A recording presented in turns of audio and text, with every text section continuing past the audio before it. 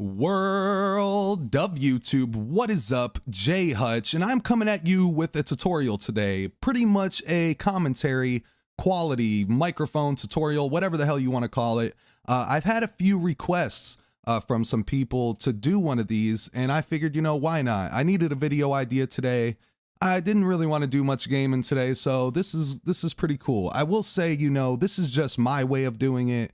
It all depends on your voice. It depends on your room. It depends on how much background noise you have. It depends, because I have the same voice, right? All the time. And I'm in the same room when I record. But somehow, each time I record a vocal, it's just a little bit different. You got to change things a little bit sometimes. But this is the base way, this is the base of everything. If you have to change some things, you'll have to figure that out on your own for your setup. But this is the way I'm doing it. What I'm going to do is play this vocal right here.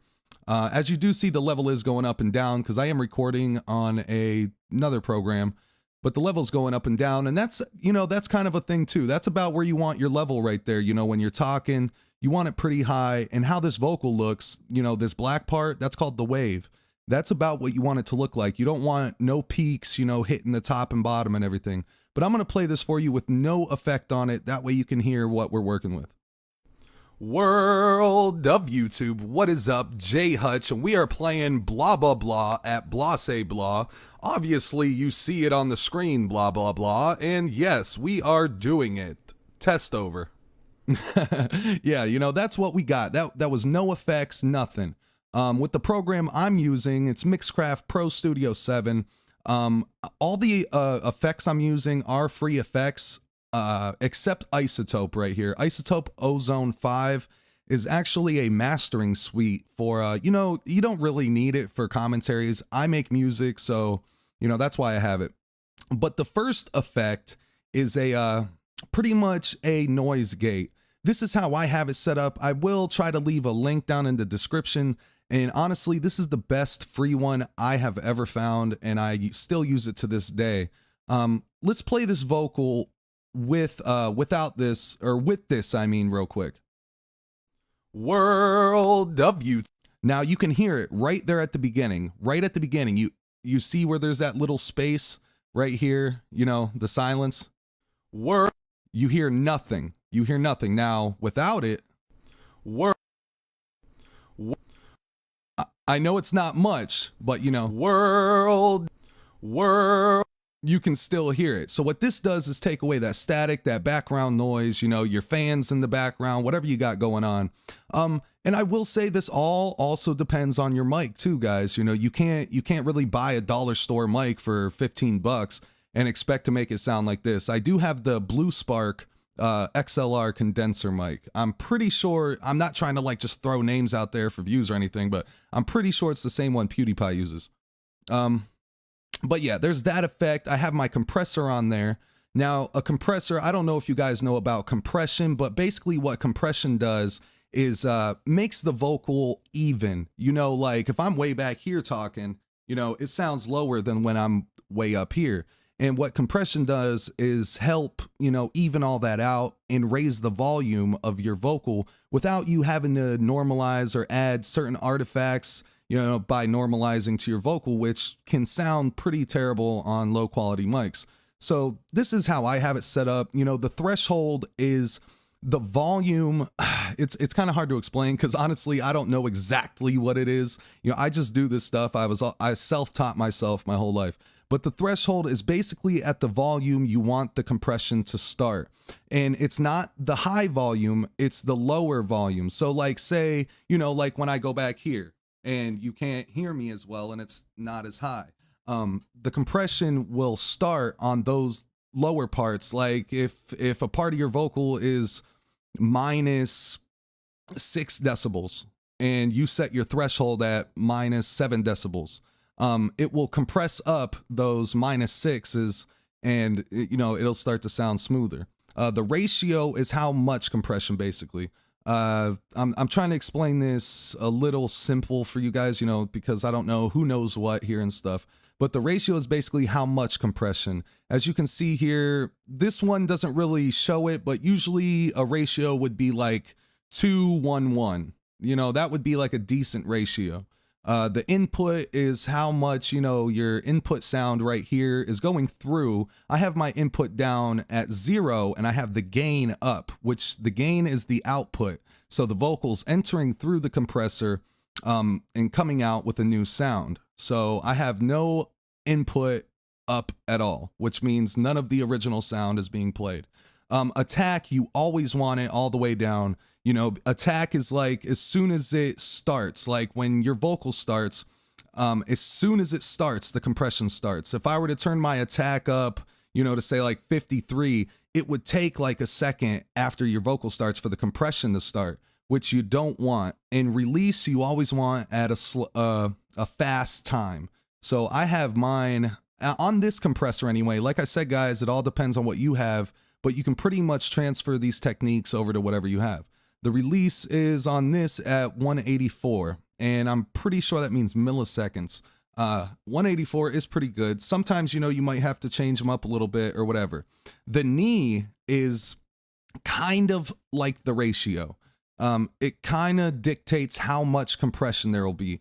I have mine for my mic, my setup. I have it set up at a 6, you know, with this compressor, and it's really nice. It gives me a great sound. I just love it. And a limiter limits the output. So when you're limiting the output, you know, you'll get a little bit of a lower volume, but it tends to give a smoother sound overall, more even, you know, everything like that. That's why they use limiters and everything while they're mastering music once they're finished with the song. Next up though, I know I didn't really explain the compression good, guys, but you know, you can look at my settings right here and maybe transfer them over to your compressor. Next up, we have an equalizer. Now the equalizer is one of the biggest things about the quality I have. This equalizer is a parametric EQ. I do have it set on analog. Analog is like, you know, real sound. Digital is, you don't want digital. You just don't want digital. Use analog if possible. This EQ is great. Let me play this vocal for you guys with just these 3 effects on here real quick. World of YouTube, what is up? Jay Hutch, and we are playing blah blah blah at blah say blah. Obviously, you see it on the screen, blah blah blah, and yes, we are doing it. Test over. Now, that sounds much better than no effects at all. A big part of it, though, is this EQ, I'm telling you. I also have another EQ up here, and I can't really tell you guys how to EQ. You know, this is a little hint I can give you real quick, is like you probably would be working with an EQ like this. Now, what you can do is raise this all the way up here. Hold on. World of raise one of these all the way up. YouTube, what is up? Jay Hutch. Oh, it ain't active. It ain't active. So we are playing blah blah blah at blah say. Now you hear that? You hear how it got really bassy and muddy sounding. Now you can do that with each frequency. You want to be able to hear which ones, when they're raised, sound annoying. So basically, if you raise a frequency and it sounds really annoying, you know, you want to lower that one a little bit. That's just what you want to do. And finally, a de-esser. It is called Sybil Avox. This did cost money too, though. This vocal pack did cost money. Antares makes, they make auto-tune. So yeah, so this is a pretty good one. De-esser basically gets rid of the s and sh in your voice, you know, so it's not like super s or super sh, you know, it basically smooths out those S's. So I have mine set, the frequency is set on 3010, threshold at 24, the compression on it, like there you see a little bit of that compression I was talking about, the ratio. It is a 2:1:1 for the de-esser. Attack time is always at the fastest, you know, so as soon as that hits, you know, it starts the effect. And release time, I have it at a 20, you know, for this, 20 milliseconds, I believe, and it works out perfectly for me. So with all this on here, what does this sound like? World of YouTube, what is up? Jay Hutch, and we are playing blah blah blah at blah say blah. Obviously, you see it on the screen, blah blah blah, and yes, we are doing it. So that's that, and here it is with no effects again. World of YouTube, what is up? Jay Hutch, and we are playing blah blah blah at blah say blah. Obviously, you see it on the screen, blah blah blah, and yes, we are doing it. So, you know, I know it's not a real good tutorial, guys. You know, I'm not a good explainer or teacher. I self-taught myself all this shit. I never like went to school for it or anything. I never learned like the technical aspects of the stuff. I just know what it does. You know, when I go to mess with something, I just know what it does. So that's how I do it.